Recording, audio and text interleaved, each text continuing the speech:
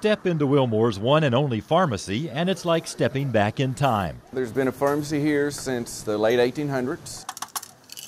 There are signs of the early days, potions and remedies you'd probably avoid now, and pictures from when the well-known Sims family ran it throughout the 1900s. It's still called Sims Drugs, but John McDaniel bought the business about 15 years ago. It's the kind of place where the druggist knows 90% of the customers by name. Probably a little higher than that. Okay. One for you and one just like it for you. Y'all enjoy?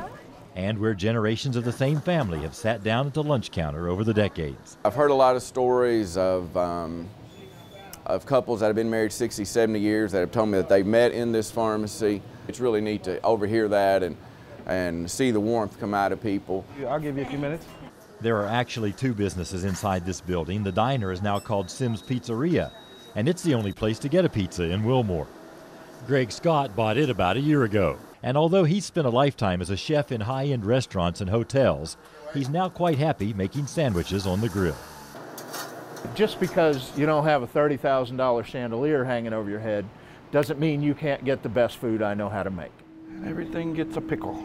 The menu has lunch counter staples such as grilled cheese and chicken salad sandwiches, but Scott doesn't go cheap on the ingredients. It was very important that we do basic Southern diner food, but it doesn't have to taste like it did at the school cafeteria when you were a kid. The top of the line is that chicken bacon carbonara pizza. That is off the hook with the white sauce, the chicken, the bacon. It is excellent. The drugstore was heavily damaged by fire in 1952, and most of the equipment and fixtures remain from that rebuild. Part of the appeal of this place is what it looks like and how it feels when you come in here. And frankly, after 100 years, I think it would really worry some people if we made too many changes, if we updated it too much. You can still get old-fashioned candy in the drugstore and thick shakes from the menu. Tourists love that, but it's the regulars who keep the doors open.